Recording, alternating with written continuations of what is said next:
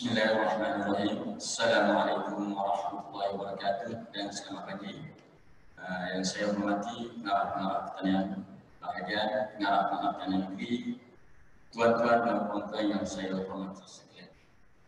Pagi ini insyaAllah saya diberi tanggungjawab untuk sama-sama berkongsi apa yang kami telah buat dalam masa 4-5 tahun di pejabat kami. Dan insyaAllah saya akan masa yang telah ditetapkan dalam 40-45 minit. Dan saya harap soalan daripada tuan-tuan lagi banyak daripada saya bercakap. Okey. Biasanya kalau bab fertigasi, soalan yang famous yang saya jumpa dan tim saya jumpa adalah bila saya upload ataupun saya tunjuk pokok-pokok yang cantik, soalan yang paling famous yang akan ditanya adalah tuan guna baja apa dan racun apa. Itu memang soalan famous. Saya rasa tuan pun sama. Jadi bila sebut bab fertigasi, kita bukan sahaja tengok baja dan racun apa. Dia ada 3 komponen yang besar. Yang pertama kita kena tengok daripada segi pengurusan tapak. Yang kedua adalah pengurusan anak benih. Yang ketiga adalah agronomi tanaman itu. Dan penggunaan racun, baja terletak di dalam item nombor 3, di dalam agronomi. Jadi pada pagi ini saya tak malah satu-satu, saya cakap overview saja sebab ini seminar, bukan kursus. Yang macam mana saya telah jalankan pada hari Isnin dan Selasa yang lepas, tim pertanian negeri Pulau Pinang, 1 hari teori dan 1 hari kita pasang A to Z, buat fertigasi gantung daripada tak ada apa-apa dan boleh siap tanam dalam masa 1 hari.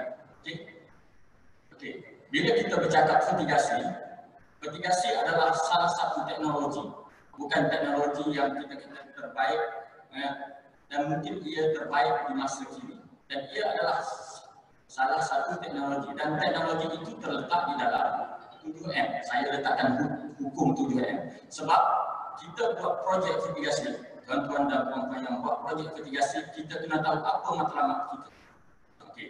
Dan saya jagakan semua yang ada di dalam ini, usahawan-usahawan yang ada di dalam ini adalah buat projek fertigasi untuk dapatkan duit. Bukan kita bercerita pertanian bandar, bukan kita bercerita berkebun dapur ataupun berkebun di rumah di mana kita buat untuk hobi dan terapi minat. Di sini kita bercerita untuk kita dapatkan duit. Macam mana kita buat projek dan kita nak dapat untung. Dia berbeza dari segi matlamat kita buat projek fertigasi. Di mana kalau tuan-tuan nak berjaya di dalam projek fertigasi ataupun apa-apa projek pertanian, tuan-tuan wajib kena hadam, kena faham 7M ini dahulu. Dan kita tengok satu persatu. Dia ada 7M. 7M ini adalah singkatan daripada permulaan perkataan di dalam bahasa Inggeris. Dan ada yang saya dah melayukan. Dan urutannya daripada 1 sehingga 7, tuan-tuan kena follow satu-satu. Dan kalau kriteria tuan-tuan nombor 1 tuan-tuan letak lepas, yang atas senang. Kalau tuan-tuan tak lepas kriteria nombor 1, market atau pasaran, tuan-tuan tak payah buat fertigasi, tak payah tanam apa-apa sebab tuan-tuan confirm akan rugi. Ini yang pertama. Market adalah pasaran. Tuan-tuan kena tahu sama ada kita tanam apa, ke mana kita nak jual. Sama ada kita nak jual borong ataupun kita nak jual runcit. Kita yang tentukan. Dan jenis tanaman apa yang boleh dijual.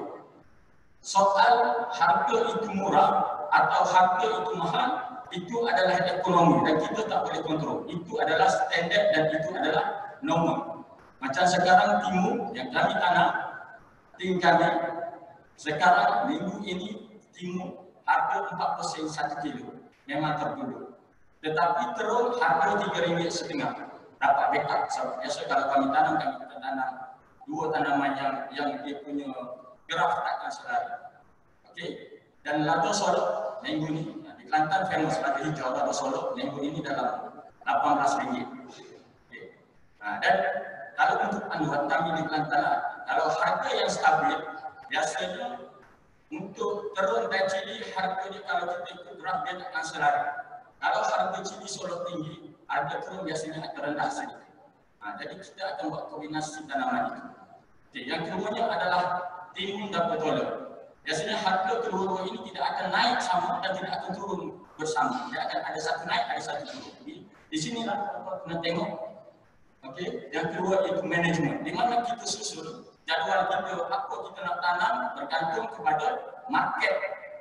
Kita tanam bukan apa yang kita nak makan, bukan apa yang kita suka. Kita tanam apa yang dah orang nak beli, baru kita dapat buat duit. Dan seorang usahawan berpesan kepada saya, dia kata, kita jadi petani selagi duit tidak masuk poket, kita tak boleh bergembira. Harga RM15, RM20 sekilo cakap sahaja. Tetapi selagi duit itu tidak masuk di poket kita, jangan bergembira, tuan-tuan dan puan-puan. Sebab ramai yang pemborong tidak bayar kepada penanam. Itu biasa. Ya, itu lumrah yang kita akan jumpa pahit mau manis masam di dalam pertanian mitigasi. Okey, bila bercerita di media sosial memang nampak manis, tetapi hakikatnya yang buatnya kita yang buat. Dan saya boleh bercakap sebab saya buat sendiri. Dan satu masa sampai 3-5 ribu polybag. Dan saya, okey, terima kasih Ustaz. Okey, jadi kita bercakap apa yang kami buat.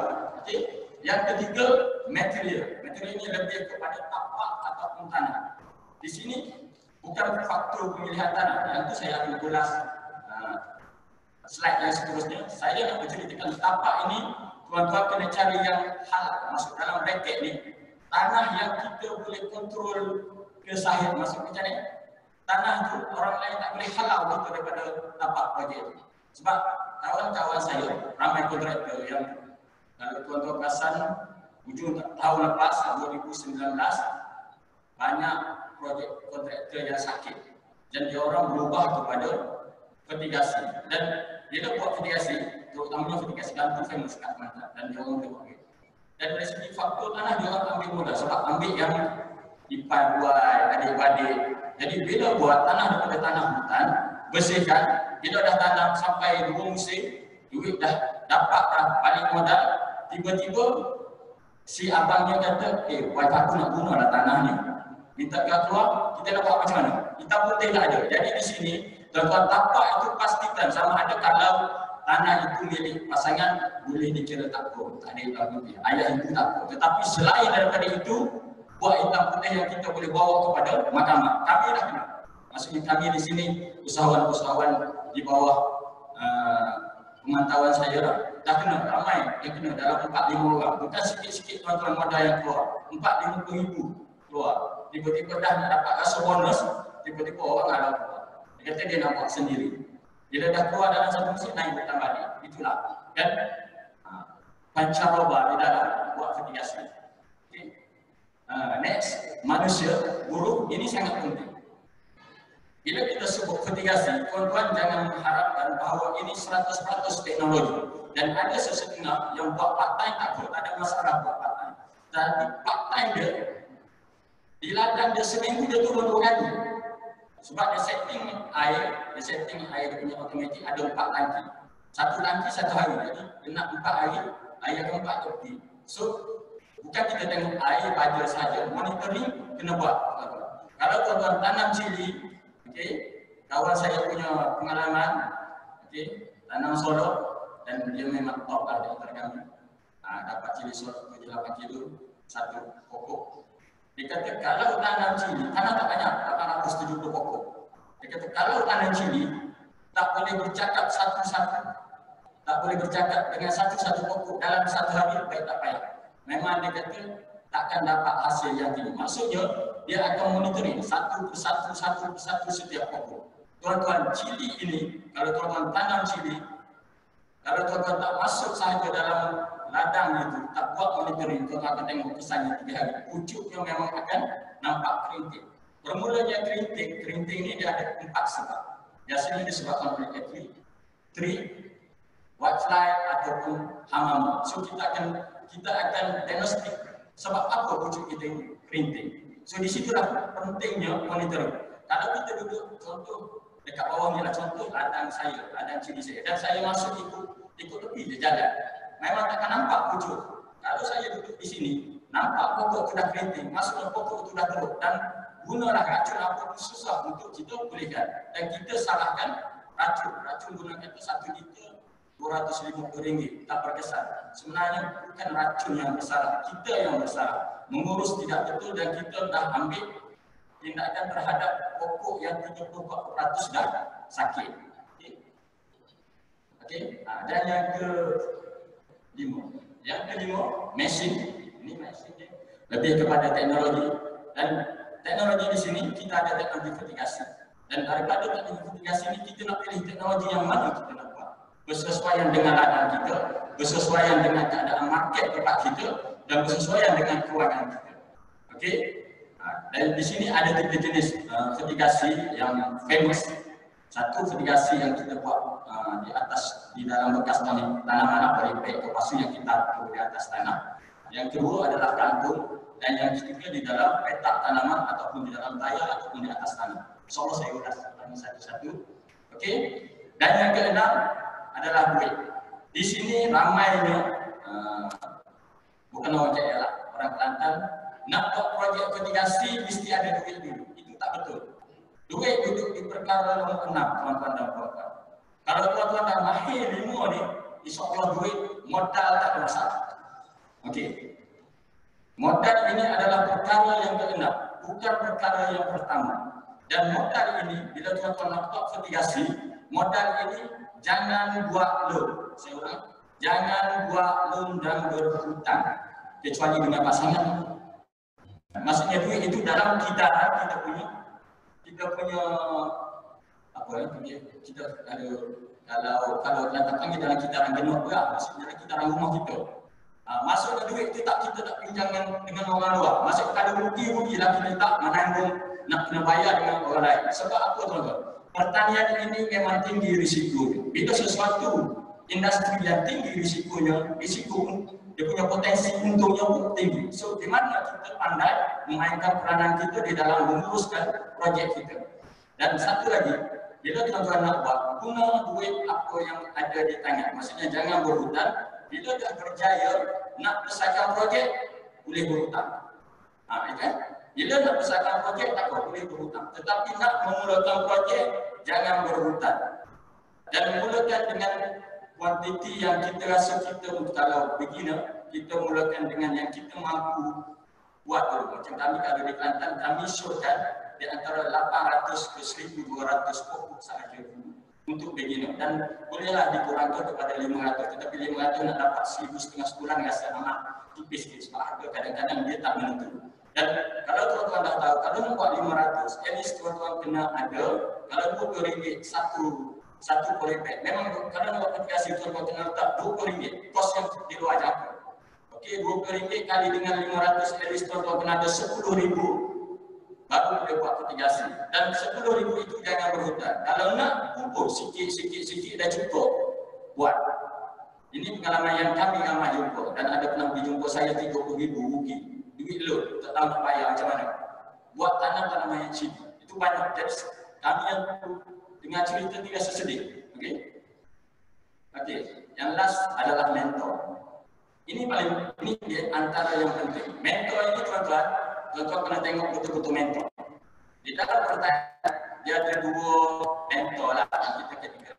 Yang saya kalau salah semua. Yang pertama betul-betul buat projek dapat kekayaan menjalankan dengan hasil yang dia jual. Contohnya dia tanam cili dan dia dapat duit buat apa segala harta yang diperlukan hasil daripada jual cili. Itu betul-betul mentor yang kita nak. Jangan cari mentor yang tanam juga cili, tetapi dia punya hasil pendapatannya adalah melalui jual baja, foliar, raja. Itu bukan mentor. Sebab ada tuan-tuan, kalau tuan-tuan duduk dalam industri itu tuan akan nampak yang buat RM5,000 just showing sahaja. Bukan saya nak mengatakan, sebab dalam ni saya diberi amanah untuk menceritakan pahit mau apa yang telah saya rasa dan kami di Kelantan rasa. Dan ada bila follow orang-orang yang tertentu, bukan nak menyalahkan, ada yang baik-baik dan ada yang menjual ni, dia just menjual dia punya sampai 7-8 foliar untuk satu-satu musim. Okay, itu. Okay. Itu mentor kena pilih betul-betul tuan-tuan.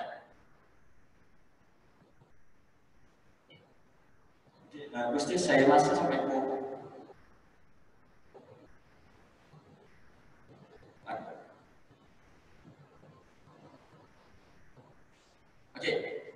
fotosintesi. Tadi kita kata kita nak berjaya untuk jadi usahawan, mitigasi mesti ada 7 hukum yang tadi. Dan bila nak pokok kita cantik, tadi dah kita dah tahu manajemen. Bila nak pokok cantik, tuan-tuan kena ikut prinsip ini. Dan tadi bos saya telah sebutkan tadi, dan saya nak ulas sedikit saya. Di sini, bila tuan-tuan nak buat projek mitigasi, sini kita bercakap mitigasi, 4 perkara ini tuan-tuan perlu tengok. Yang pertama, air, baja, cahaya dan udara. 4 perkara ini. Okey, air, baja kita boleh bantu. Maksudnya kita boleh ambil outsource. Kalau tak ada air di situ, kita boleh ambil air daripada air bawa ke situ. Dan pemilihan tapak yang paling penting adalah tapak itu mendapat 100% cahaya. 100%. Kalau nak buat mitigasi, at least 7,5 sampai 25 mesti dapat cahaya di kawasan yang nak bertanam. Pengalaman saya dan ada 2-3 orang usahawan di mana tapak yang sama di tepi sempadan tanah orang lain yang pokok yang tetap, dan ada 2-3 row yang cahayanya dapat pukul 10, hasilnya kalau cili sorot kurang 50% sahabat. SOP sama, baja sama, semua sama, tetapi cahaya tak dapat menyebabkan hasil kurang 50%. Kenapa? Kita analoginya mudah. Air baja dapat cukup pokok ambil, dan cahaya adalah sumber tenaga kepada pokok untuk menjalankan proses fotosintesis. Okey. Dan kalau kita tengok, daun adalah kilang kepada pokok. Daun daripada air dan baja naik melalui akar, jalan from naik sampai ke daun. Dan bila sampai di situ, kalau tak ada tenaga, macam mana pokok nak proses makanan? Macam mana pokok nak buat proses fotosintesis? Di situ kita kena tengok. Walaupun cukup baja, cukup air, tak semestinya pokok kita subur. Dan di sini, contoh dewan ini kita ada suis aircon, ada suis lampu. Tetapi kalau tak ada bekalan elektrik, tak berfungsi semuanya. Sama juga dengan pokok. Analoginya di situ. Okey. Air dan baja benda yang boleh kita bantu, dan bos saya dah sebut. Pengudaraan di sini, dia ada 2 pengudaraan udara. Yang pertama adalah di atas permukaan pokok, dan yang kedua adalah di bawah permukaan pokok. Maksudnya di atas ini adalah di situ pentingnya jarak-jarak yang sesuai. Okey, jaraknya ada orang tanam 6 kali 3, 2 kali 1, terpulang. Tetapi jarak ini adalah subjektif. Dan orang tanya saya, jarak mana yang paling sesuai untuk tanam cili? Saya kena tanya balik, you nak main game apa? Game. Maksudnya you nak tanam sampai 5-6 bulan, ataupun you nak tanam sampai first wave. Game dia berbeza-beza. Kalau you nak tanam sampai 5-6 bulan, you boleh tanam 6 kali 3 kaki, 1 pokok, 1 polybag. Tetapi kalau you nak main game, sekali harvest dah, lepas sampai dia berbuah, first wave cili lah. Okey, dalam masa sebulan setengah you nak dapat sekali harvest tu sekilo setengah ke 2 kilo, boleh buat. You tanam 2 pokok, habis je buat. Tetapi bila kita kira kawasan per meter square, hasilnya sama. Itu kata game yang kita nak main macam mana dalam industri ni. Game tu lah kita follow market. So dia ada kaitan. Kita bukan kata nak tanam cili, tengok orang tanam cili. Kita kena kaji market. Game kita yang tentukan game, bukan orang lain. Dan kami pernah buat tanam petola nak berbuah 45 hari tuan-tuan. 17 hari sahaja kami petik, kami buat. Bukan dalam stesen lah yang luar. 17 hari sahaja kami petik, sebab pada tu kami buat. Petola boleh petik lagi-lagi, dan dia boleh petik sampai 2 bulan. Kenapa? Sebab masa itu harga dah drop. Dan masa itu sahabat saya dapat untung bersih dah kira ke 10,000. Dan perkiraan kami takkan rugi. Kalau kami jaga lagi, kami akan untung itu akan berkurang sampai 4-5 ribu. Tak ada guna. Kita cabut, kita tanam baru. Bila kita tanam baru, kita akan jumpa harga yang mahal. Okey. Ini mitigasi saya tak nak tuan-tuan boleh baca. Okey. Kelebihan mitigasi. Benda yang ini saya tak nak cerita. Saya nak cerita apa yang okey. Ini sahabat saya dah pernah sebut tadi. Bila tuan-tuan nak buat mitigasi, komponen 8 ini mesti follow. Kalau ada lebih. Tapi at least 8 ini komponen mitigasi, tuan-tuan nak ikutlah teknologi yang macam mana sekali pun 8 komponen ini mesti dipatuhi. Reka bentuk mana tuan-tuan nak pilih, sama ada gantung, atas tanah ataupun di dalam polybag terpulang. Okey, sumber air, sistem pengairan, baju, media tanaman, bekas tanaman, alat pengukur larutan dan benih. Saya nak berada di sini sikit. Baju, sokong Cik Saif akan ulas pakar baju dalam masa 1 jam. Okey, di sini bila sebut vertikasi, tuan-tuan kata jangan, bila buat vertikasi tak semestinya guna baja ini. Itu kena ubah benda kita. Baja yang kita guna di dalam sistem vertikasi bergantung kepada media apa yang kita guna. Kalau kita guna media sabuk ataupun sekam bakar, betul kita guna baja AB. Sebab sabuk dan sekam bakar dia kosong, tak ada nutrien. Pokok nak 13 nutrien, termasuk campur 3 yang original, yang sebenarnya jadi dia nak 16. Baja AB membekalkan 12 daripada 13. Betul tak saya? So satu komponen yang tak ada klorin, tak ada, sebab itu sangat minimum. Tetapi kalau tuan-tuan guna NPK biasa, di dalam tu hanya ada 3 ataupun 5. So itu menyebabkan pokok tak subur. Sebab itu kita kena tahu media apa yang kita guna. Kalau kita guna pasir, sama, boleh guna baja AB. Tetapi kalau kita guna tanah campuran, tanah hitam, benda itu mungkin tak guna baja AB. Sebab bila kita guna baja AB, di dalam tu telah ada nutrien dan dia akan jadi pokok itu lebih. Dan contoh terutamanya nitrogen lah, yang banyak. Okey. Lepas tu komponen yang benih berkualiti. Benih di sini, bila tuan-tuan buat vertikasi, kita dah tahu satu pokok yang kita buat mesti kita nak hit target yang maksimum. Dan bila kita buat vertikasi, kita nak 95%, at least 90% daripada pokok kita mencapai target yang kita tetapkan. Sebab tu bila kami buat, kami main target. So dalam tanam ni, tanam betul 3,000, kami target nak 10 tan. So kami pun 10 tan, cukup 10 tan, cabut. So itu game yang penting. Dan bukan kita tanam ikut, macam mana kita nak supaya game yang kita tu adalah selalu dengan market yang. Nah, benih sini tuan-tuan, dia ada 3 jenis. Yang pertama precision, maksudnya benih yang terjamin. Ini biasanya F1 lah. Dan kalau buat vertikasi memang kita nak benih F1 happy. Dan yang kedua adalah selected seed, benih yang terpilih. Dan yang ketiga adalah normal seed, benih yang biasa. Dan yang pertama tuan-tuan kena guna benih F1 hybrid. Dan benih ini juga walaupun contoh, bila tuan-tuan tanam timun bila buat vertikasi, tuan-tuan tak perlu semai pun tak apa. Betul, tak perlu semai sebab dia naik. Tetapi kita nak semai. Kenapa? Sebab kena semai. Dan umur 7 hari ke 8 hari baru kita pindah dalam polybag. Sebab kita dah tahu matlamat kita satu pokok kita nak sampai 10 kilo timun. Betul sampai 12 kilo. Dah boleh buat. Okey. Sebab kita nak pilih anak-anak yang memang kita boleh push dia. Dan kalau kita tengok contoh anak-anak kita, adik-adik kita yang mana boleh masuk asrama penuh, sekolah MRSM, sebab dia dah terpilih. Sama juga pokok kita buat vertikasi. Kita semai dan kita pilih anak yang cantik, anak-anak yang seragam, baru kita tanam.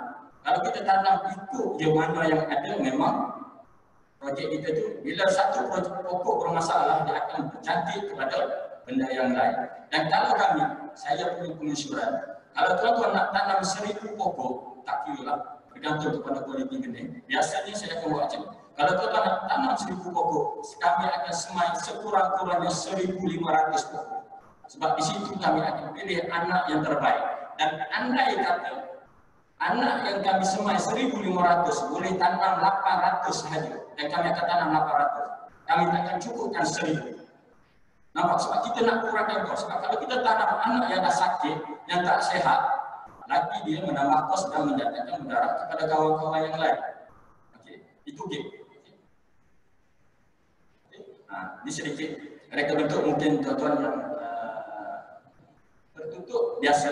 Banyak SPH campur rumah kari serangga. Terbuka kita 3 model.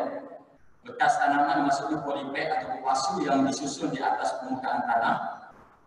Yang kedua gantung. Yang ketiga yang dibuat di atas tanah sama ada batas, petak tanaman ataupun air. Okey. Saya tunjuk gambar satu-satu. Okey. Ini SPH tuan-tuan dah famous. Okey. Ini yang ada rumah gadis serangga. Kedua model ini tertutup ini sangat-sangat disyurkan di kawasan yang bersuhu sejuk lah. Di kawasan bawah ini tidak berapa sesuai. Ini pendapat saya, pengalaman kami. Ini bekas tanaman polybag yang kami buat di Lundan stesen ini, dan projek ini tergendala disebabkan PKP hari itu. Tengah pokok tengah lebat, dan saya ingat kita di PKP bermula 13 Mac. Last hasil kami dapat putih 12 Mac. Ngam-ngam 2 kilo untuk first week. Dan pokok terpaksa dibiarkan dan kami dah tak boleh nak buat apa. Dan insyaAllah bulan 9 ni kami akan buat balik nak kejari 6 kilo 1 polybag. Dan secara teorinya kami dah jumpa macam mana nak buat. Berdasarkan pengalaman pergi jumpa usahawan-usahawan yang berjaya di Tengah Highland, insyaAllah kami akan cuba buat macam mana nak dapatkan hasil yang tertinggi dalam masa yang singkat. Ini ketika gantung ilmu di tapak kami. Ini ketika gantung dekat rumah saya, 500 meter daripada rumah saya, yang saya guide daripada tanah hutan sampai ke dapat hasil. Ini guide secara sebabnya masa itu saya guide sebagai kawan, bukan sebagai pegawai pertanian. Kawan saya ini adalah pegawai di Yakin, maksudnya grade N. Dia buat part time, dia menabur 70,000 tuan-tuan. 1 ekar lebih 70,000, itu Z dia follow kami. Dia ajar dan 70,000, dia buat fertigasi gantung dalam 3,300. First round dia dah dapat untung sebab harga dia memang tanah lada Solok masa tu cantik lah. Paling rendah RM20, paling tinggi RM23. Dia dapat RM110,000. Sesuatu kata, kadang-kadang kita buat sekaligus kita rugi. Kadang-kadang kita tak balik modal dengan pelaburan yang kita buat. Kadang-kadang kita dah dapat untung, bergantung kepada macam mana kita susun tim kita. Ini lada Solok yang kami tanam di stesen kami, saya tanam dan Cik Aris ada di belakang, saya punya staff. Dan satu masa pernah dapat satu pokok 110 biji. Ini buah dia. Ini famous ada di Kelantan, boleh dikatakan lebih daripada separuh tanam lada Solok sebab market ini sangat-sangat baik di Kelantan. Dan tahun ini memang sejak saya kenal lada Solok harga yang paling baik adalah pada tahun ini, di mana sehari sebelum hari raya haji, harga lada dia bergantung kepada pemborong. Paling murah RM25 tuan-tuan, 1 kilo. Dan kawan saya dapat RM30 1 kilo. Tapi hari itu saja. Tetapi sampai sekarang harga masih maintain 15 ke 18 ringgit. Dan harga ini saya jangkakan sehingga bulan 1, sehingga bulan Januari tahun depan dia takkan kurang daripada RM10. Sebab di Kelantan ini dah masuk musim hujan, mana-mana petani yang tanam fertigasi di atas tanah memang dah tak boleh tanam. Bila buat fertigasi gantung, dia orang boleh lagi tanam dan dapat hasil. Ini petak tanaman. Ini petak yang kita tanam fertigasi cuma menggunakan batu-bata yang kita punya struktur daripada batu-bata, dan kita boleh tanam banyak jenis tanaman. Ini saya tanam untuk orang pening. Batang dia kalau tengok lebih kurang dekat besar-besarnya. Bendi, dan di sini kita boleh buat banyak crop protection. Ini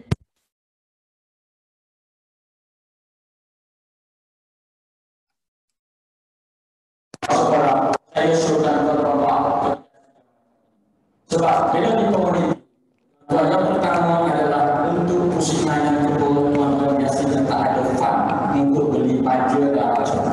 Dan itu menjadi masalah kebanyakan projek komuniti pertanian di sekolah, di surau, di mana-mana lain komuniti perumahan dan gagal mereka akan adalah sebab satu mungkin satu bila dapat lebih maksimum harga bantuan atau daripada fund mana yang diusul tak apa. So bila buat macam ini, pada sekolah ini jago sekarang ini dah umur 12. Di sekolah ini ada yang cantik saya tak ada teman-teman itu saya ada.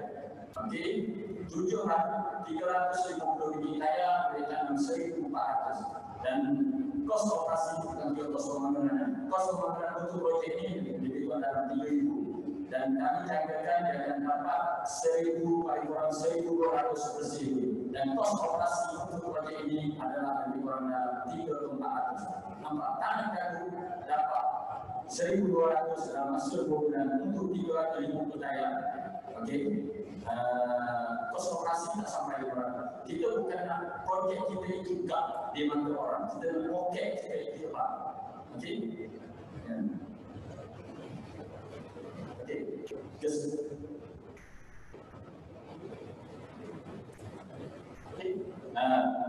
Kesesuaian tanaman yang ini banyak di kawasan tanaman ini di laut ini.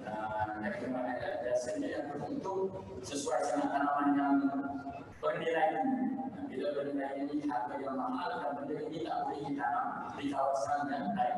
Dan benda ini sangat tanaman ini sangat sesuai ditanam di dalam SPS dan sebab itu boleh ekspor dan bernilai tinggi. Mungkin macam contoh yang itu chili, capsicum, ada juga tu. Tapi itu sangat jarang digunakan ditanam di dalam SPS. Okey. Terus itu tuan-tuan boleh tanam tidak sedih dalam sekolah ini yang kecil itu terbuka berkas tanaman ini maksudnya tuan-tuan boleh tanam dan di atas di dalam pembelian. Kenapa saya mintakan pembelian dari bawah? Bila tuan-tuan buat yang di atas tanam, maksudnya dengan terung dan cili tuan-tuan boleh tanam di situ tanpa buat buah suai. Bila tuan-tuan nak tanam 5 jenis jamur dia potong dia kena pakai. Bau dia direct. Kalau dia letak situ dia still ambil surrounding punya suara. Yang seterusnya dan dia mengambil masa yang akan pada dan dari segi kecekapan yang kita akan berkurang. Okey. Ini sudah sudah betul.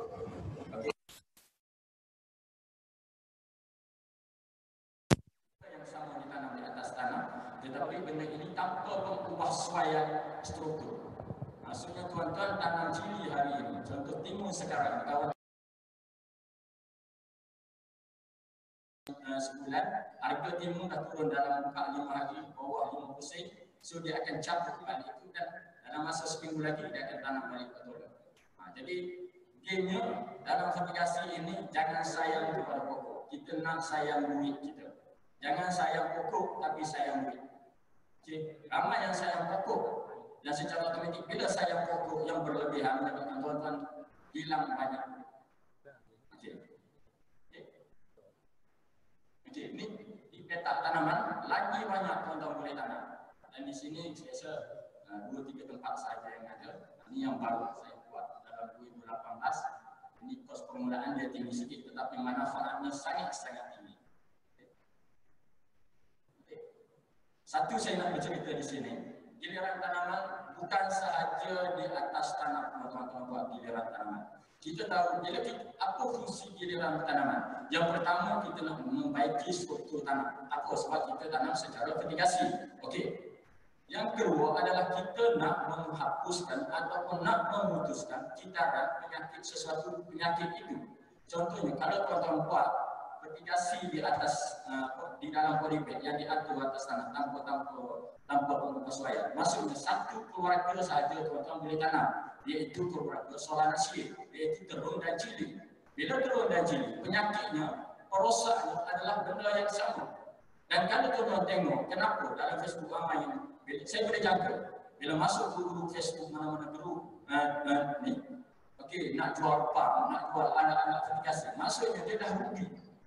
Bukan sahaja maksudnya dia dah give up di dalam projek fertigasi. Di mana? Sebab bila dia buat, kita punya infra itu tidak mesra, crop rotation tidak akan bermasalah. Sebab bila kita buat fertigasi, kita nak buat duit secara berpanjangan. Bukan buat ni dan kita buat fertigasi, habis je hasilnya ataupun kita beri air 2 bulan.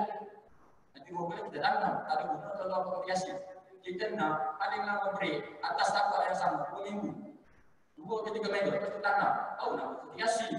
Oh kita boleh satu-satu tempat hasil yang tinggi. Dan ada tuan buat ajar maksudnya tanam cili. Bila tuan-tuan tanam keluarga Solanaceae, cili ke terung ke, bila semakin lama pokok, semakin banyak perosak di situ. sama ada pokok itu boleh survive dan tak boleh survive, memang kita yang perlu. Tapi memang proses telah berkampung di situ. Dan bila tuan-tuan tanam, contoh musim pertama tanam sini, selepas pada itu tanam pula terus.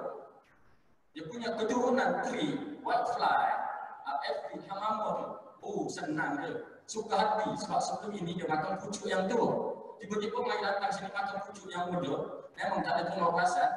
Dalam musim yang tua, tanam daripada pokok yang sama, dalam masa seminggu, 2 minggu, memang kena kerinting. Kerinting ini maksudnya adalah disebutkan sama ada whitefly tree.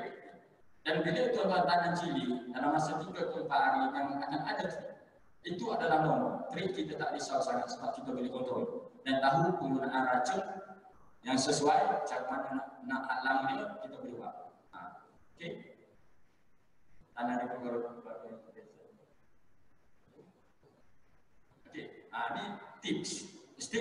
Bukan saya yang bukan daripada saya dan ini saya kumpulkan, saya simpulkan daripada ramai pengalaman petani-petani yang dah umur, yang buat secara part time, yang buat full time dan ada yang bekerja.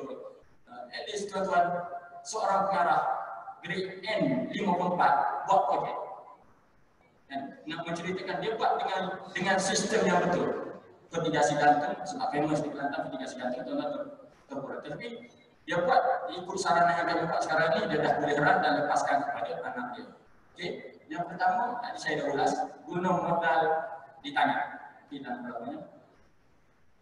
Yang kedua, model yang slow crop rotation. Saya rasa tuan-tuan boleh tengok tadi. Boleh buat penilaian sendiri. Kalau tuan-tuan nak game lama dalam industri ini, pilih yang crop rotation. Sebab bila tuan buat apa-apa tanaman, bukan tanaman saka macam rambutan, ya, tuan-tuan memang kena buat crop rotation supaya kita punya hasil insya-Allah tinggi. Dan ada orang query di kemerahan dia tak tahu tanam benda yang sama. Kalau tuan-tuan pergi di sana, maksudnya orang SOP dia memang sangat-sangat diikuti. Kita SOP tak entah ke mana. Ya. Kita punya pengamanan, ramai usahawan kita contoh, bila nak tanam musim yang kedua, masa tu baru kita bersihkan kebun. Maksudnya okey, dah tanam cili, habis ada cili, biarkan dia kering di situ. Okay, decide nak tanam lagi 2 minggu, baru kita bersih. Itu adalah sistem pengurusan yang tidak betul, tuan-tuan. Di mana kebun kita, ladang kita kena bersih selepas seminggu, paling lama seminggu selepas kita decide, selepas kita buat keputusan untuk kutip hasil yang terakhir. Itu adalah pengurusan yang betul. Contohnya, saya dah buat keputusan hari ini adalah hari yang terakhir saya nak kutip lada saya dan tak kisah pokok itu cantik atau tak cantik. Dalam masa seminggu, kebun saya mesti bersih. Tak ada pokok lada dan rumput. Dan kalau saya nak tanam sebulan lagi, biarkan. Sebab kata saya nak tanam sebulan lagi, nak hit harga yang tinggi. Tak apa, tapi jangan biarkan pokok di situ kering. Ataupun bila kita tinggalkan sahaja di situ, dia dah jadi macam pesta, dah jadi rumah yang sangat bahagia untuk proses. Dan bila kita bersihkan masalah tanam, proses itu lagi sekejap. Itu pengurusan yang sangat penting. Yang ketiga, bermula pada skala kecil dahulu. Yang ini ada pro and con. Kami di Kelantan dan ramai telah buktikan kami bermula pada skala yang sangat-sangat kecil. Di mana modalnya adalah kami buat di antara 800 ke 1.200 polybag. Ini yang kami usulkan supaya ini adalah beberapa pesanan.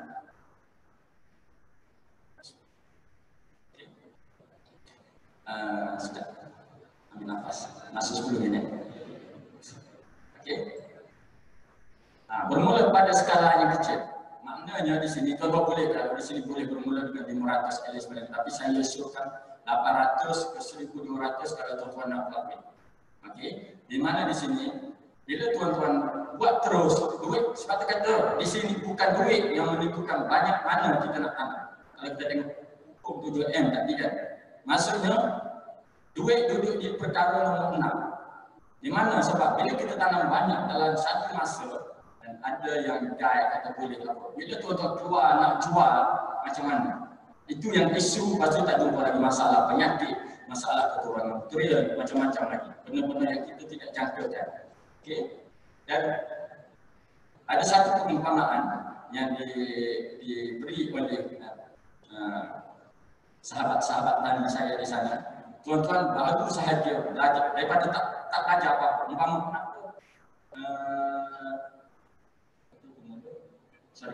bermula pada skala kecil dia ada ini.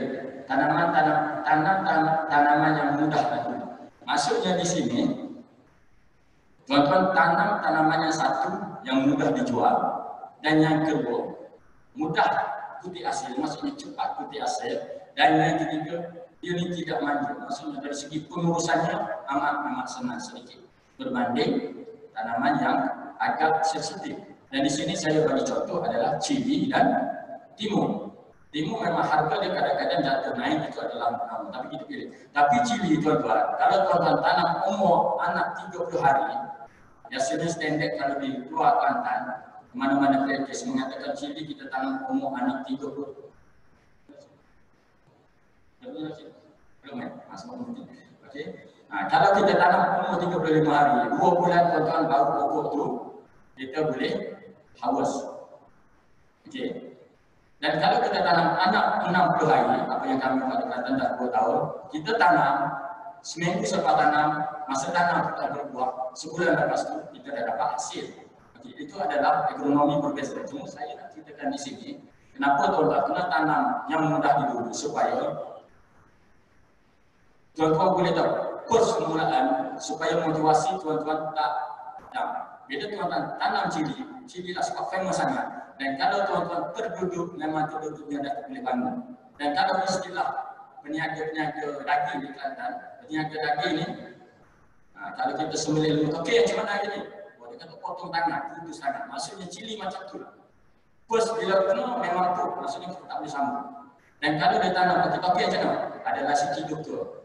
Timun ketolak ibarat macam mana? Kita rugi tetapi tangan kita boleh sembuh. Itu perumpamaan yang dibuat oleh petani-petani di Kelantan. Dan satu lagi perumpamaan, kita daripada tak pandai bawa kereta dan kita pergi belajar, ambil lesen, masuk tak dapat lesen kan. Tiba-tiba kita dapat dia first lesen, kita terus bawa trailer. Dapat bawa tak? Oh, kita dapat lesen hari ni, baru kenal kereta dalam masa 2 minggu tak kira yang pandai dulu baru dapat lesen kan. Ni yang daripada tak pandai apa-apa, tiba-tiba okey, kita boleh dah bawa Viva. Bawa je lah Viva ada camp, saga, boleh lah naik sikit-sikit bios. Tapi terus bawa trailer. Di mana risiko? Mungkin tak terbalik, tetapi risiko untuk terbalik, untuk melanggar dan melanggar itu adalah sangat-sangat tinggi. Itu adalah perumpamaan yang diberikan kepada kami. Okey. Okey, yang last, yang kelima, cari mentor. Tuan-tuan kena cari mentor yang betul tadi. Okey, kena cari wajib. Dan kalau nak tanam timun, cari mentor yang timun. Okey, jangan cari mentor yang berbeza. Okey, rumusan yang last slide. Okey, rumusan tuan-tuan nak buatlah teknologi yang macam mana pun, mitigasi yang macam mana sekalipun, mesti tuan-tuan tengok, kita tengok market kita macam mana, kita nak bertahan dalam industri macam mana, kita dah kaji pasaran macam mana, dan pasaran tempat kita ni apa tanaman yang kita boleh buat jualan dan buat production. Sebab tuan-tuan tak boleh hidup dalam mitigasi ini dalam satu kitaran tanaman, satu jenis saja. Okay? Dan kalau tuan-tuan pergi di Tengah Highland sekalipun, berapa jenis tanaman, walaupun tapak yang sama tanam cili, tetapi dalam satu kebun atau kebun yang berlainan, untuk satu-satu masa mesti ditanam paling kurang 3 jenis. Akan ada harga yang rendah dan akan ada harga yang tinggi. Dan bila kita sebut pertanian adalah perniagaan, bukan kita tengok satu jenis tanaman itu, kita tengok full pengurusan projek kita, untung ke tak dalam masa setahun. Dan berjumpa rugi dan untung itu adalah mono. Kalau kita tanam cili je, di situ bermulanya satu tanaman tak apa. Tetapi selepas balik itu, pilih infrastruktur ataupun model yang kita rasa tanaman kita, model kita itu, okey, boleh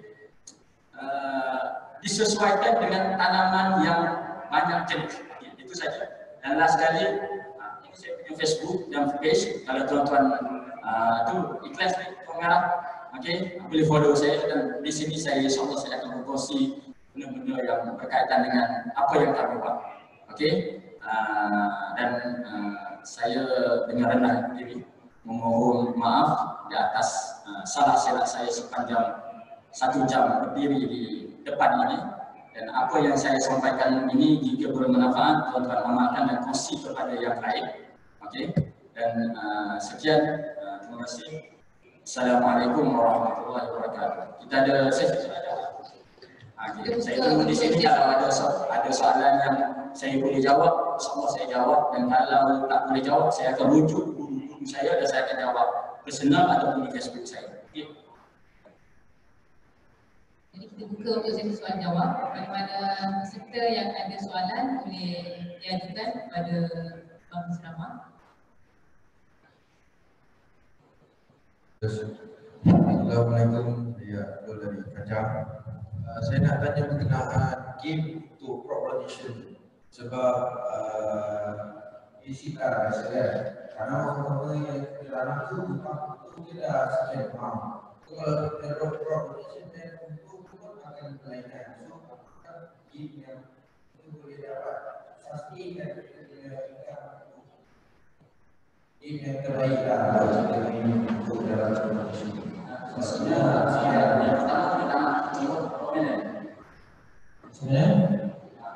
Tanaman itu kita tanaman itu dari sini. Aku kan pilih untuk proposition. Yang pertama, cili sendiri itu kita tengok masa tanam kita berprimat. Game itu kita kena start pasal. So cili ini bukan kita kata okey kita nak tanam bulan 1 tanam, bulan 2 tanam. Dan kita dah tahu kalau di Kelantan memang kita ada kita tim-tim akan study di mana masa yang kita jangkakan harga itu tinggi. Dan biasanya kita di ladang itu kita biarkan contoh akan kosong sehingga sebulan ada sebab kita nak kejar harga. Kalau kita tanam sekarang dan masuk peak, masa puncak itu harganya rendah, kita tak ada guna. So pertama, bila kita nak tanam cili dan kita jangkakan, kalau saya rasa di sini, kalau tuan-tuan tanam cili, musim perayaan di luar daripada Kelantan, tuan-tuan tak boleh tanam cili. Sebab memang ada competition daripada yang import punya. Tetapi kami di Kelantan, memang kami akan target, kalau tanam cili Solo, peak seasonnya adalah 10 hari sebelum hari raya. Seminggu sebelum cuti sekolah, maksudnya dalam tempoh cuti sekolah seminggu. Dan kami akan keluar peak season pengeluaran itu adalah seminggu sebelum masa pengeluaran yang tengah puncak. Dan kita nak harga yang paling tinggi masuk seminggu sebelum cuti sekolah dan seminggu selepas musim cuti sekolah. Maksudnya kita ada 3 minggu. Dan kalau kita dapat 3 minggu timun masa itu, timun memang dah dapat duit. Macam contoh ada seorang kalau tengok Facebook saya, si Amran. Daripada kontraktor tak tahu apa-apa tapi dia berguru dengan sahabat saya betul. Mentor tanam 850 pokok timun. Okey, dia dapat satu musim 22,000 tuan-tuan. Harga dia RM1,600 lebih saya tengok. Tapi sebab dia punya game tu. Jadi bila tuan-tuan tanam contoh kalau tanam cili, selepas itu kami di Kelantan, bila lepas tanam cili, kami akan tanam crop rotation biasanya petola ataupun timun. Dan memang ada juga di situ di timun itu akan ada trip. Betul. Trip sebab dia boleh menyerang juga cili dan boleh menyerang timun. Apa yang kita risau di sini, penyakit utama cili adalah kerinting. Istilah kerinting. Jadi supaya tuan-tuan nampak, kerinting ini disebabkan oleh trip, aphid, whitefly, hama. Dan ini adalah penyakit yang agak serius yang boleh menyebabkan penyakit kena virus. Tetapi trip, kalau kita kontrol di timun dan petola, dia adalah bukan major penyakit. Kami tanam menjala, petola dan timun, yang paling takut adalah doni, kurap doni. Dan kalau kena yang tu hari ni esok habis, trip boleh kontrol. So dia tak putuskan di situ. Sebab biasanya kalau kita jaga kitaran trip dah habis. Dan selepas pada itu, biasanya kita akan buat satu cili di tempat lain sama. Sebab saya tak biasa, kami di Kelantan biasa. Kalau musim yang pertama kita tanam timun, terus ataupun cili, salah satu. Yang kedua timun ataupun petola. Yang ketiga timun, bila kita tanam timun yang kedua, otomatik yang ketiga tanam petola.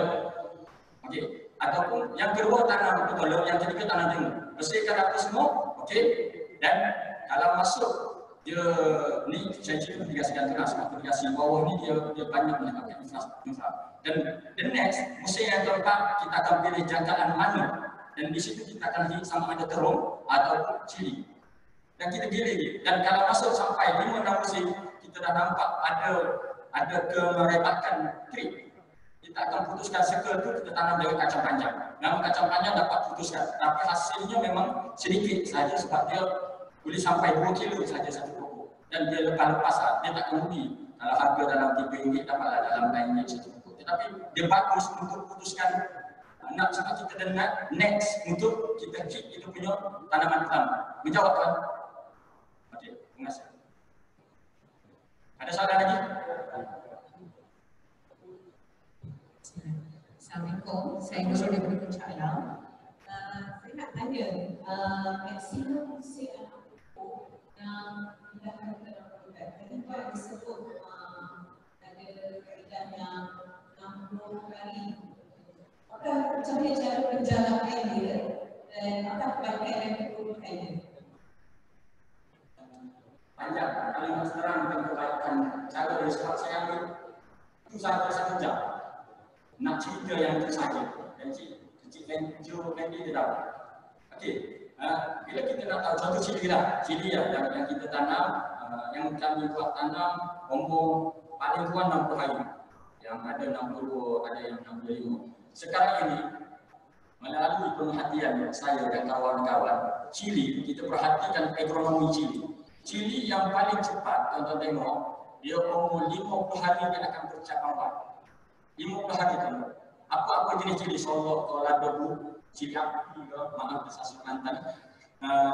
Cili api, cili solok, cili merah, biasanya bila kita tanam, dia umur 50 hari. Daripada kita semai, 50 hari selepas itu, bergantung kepada penjagaan, barulah dia akan bercabang buah. Dan cabang buah yang pertama biasanya dia akan berumur. Itu adalah sifat cili.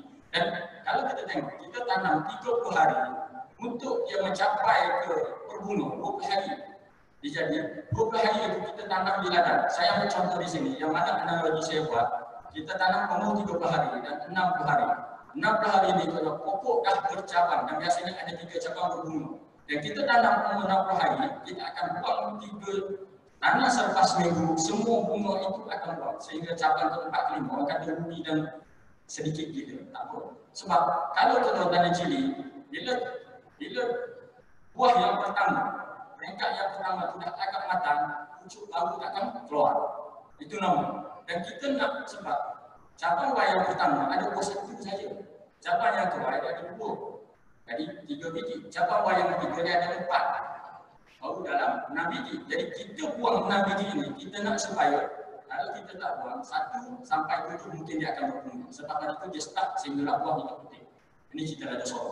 Dan kita nak satu-satu masa itu dia ada 7 peringkat 7 cabang. Dan kita buatkan 3 ke 4 ni supaya 5, 6, 7 sampai 10 dia ada buah. Di situ adalah potensinya sangat. Buah yang lebat sebab dia semakin cabang di situ.